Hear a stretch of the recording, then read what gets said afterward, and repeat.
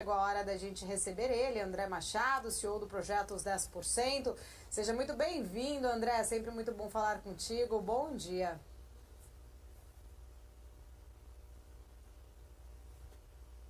Não estou Desculpa aí. ouvindo, André. Não sei se... Oi, Agora sim. oi. Bom Agora estou dia, te bom ouvindo. dia. Não, André? Bom Bom dia, dia. Paula. Bom Seja dia a sempre todo muito mundo da bem-vindo. DNC. Desculpa aí Obrigada. o vídeo estourado, que tô na Ilha Bela, tá com sol aqui.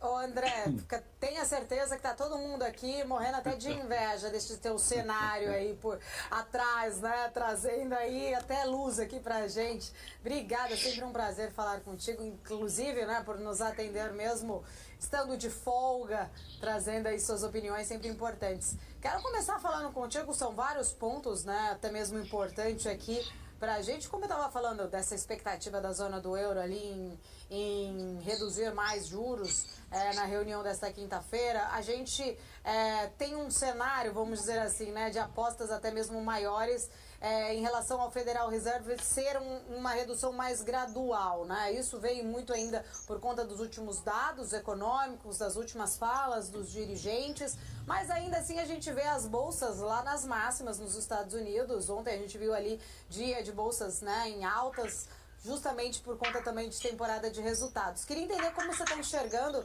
todo esse otimismo do mercado e ainda assim, né, o Federal Reserve fazendo sinalizações que talvez vá mais devagar do que o mercado aguardava no corte de juros.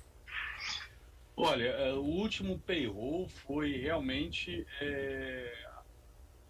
um baita de um barril de água na caneca de chopp, né? É o contrário, porque ele veio bem mais positivo do que se esperava.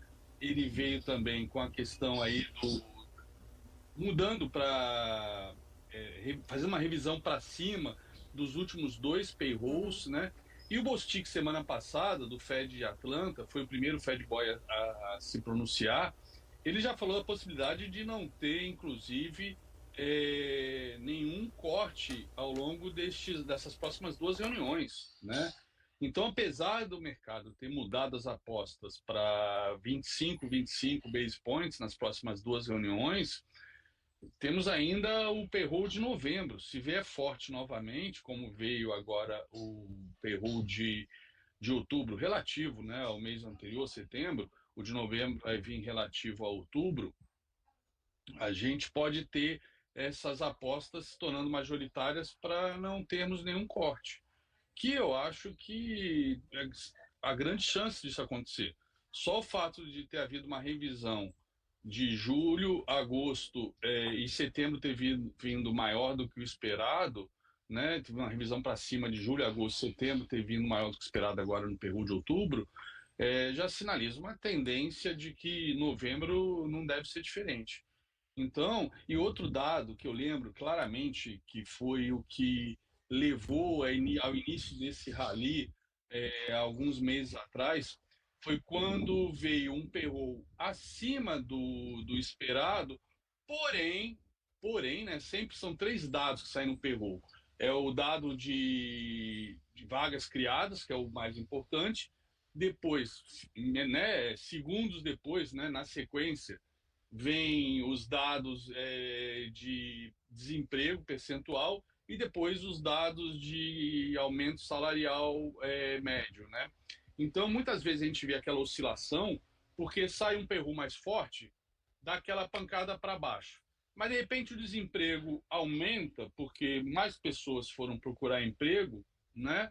E aí aparece um dado de desemprego maior, e aí o que era um dado que desanimava o mercado porque mostrava um emprego forte. Com isso, o pessoal apostava que o Fed não iria cortar juros, etc. Aí sai uma taxa de desemprego um pouco maior, já voltam as apostas. Então, eu queria chamar a atenção que nos dados do último payroll, a gente veio de 4,3 para 4,1, ou seja, e eu lembro que alguns meses atrás, quando a gente estava trabalhando justamente com 4,1 de desemprego e se esperava 4,2, teve um payroll que pulou para 4,3. E aí gerou aquele ânimo de que não vai cortar, e realmente cortaram 50 base points, mas a gente está vendo agora, pelo menos nesse último, um caminho de volta, né? Reduziu a taxa de desemprego. Então, isso leva o Fed a insistir que do mandato duplo, né, de manter a inflação na meta, né, reduzir a inflação e manter o emprego num nível saudável para a economia, ele pode voltar a se focar na inflação, que eu acho que é o que vai acontecer. Lembrando que a gente ainda tem uma espada de Damocles na cabeça do mercado global, né, principalmente dos bancos centrais, que é essa retaliação de Israel, que a cada 24 horas, né, muda o noticiário dizendo vai atacar as refinarias de petróleo, não vai atacar as refinarias de petróleo, vai atacar as refinarias de petróleo, não vai atacar. E a gente sabe que um ataque às refinarias de petróleo iranianas e ao terminal rodoviário pelo qual o Irã escoa aí mais de 90% do seu petróleo, qualquer ataque ali vai gerar um movimento de alta do petróleo tão forte que pode gerar um movimento inflacionário, talvez, talvez nos níveis que a gente viu aí no início da guerra da Ucrânia, né? Quando se cortou o fornecimento de gás para a Ucrânia.